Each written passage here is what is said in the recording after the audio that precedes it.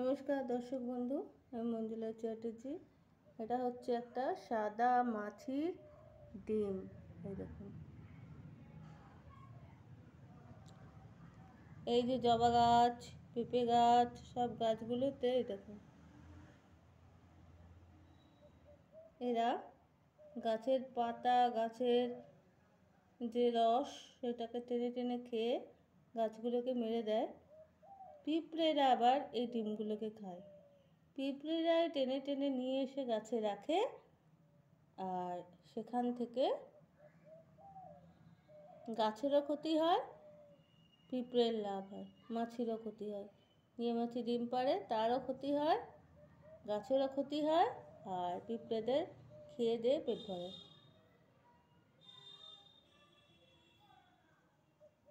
দেখুন।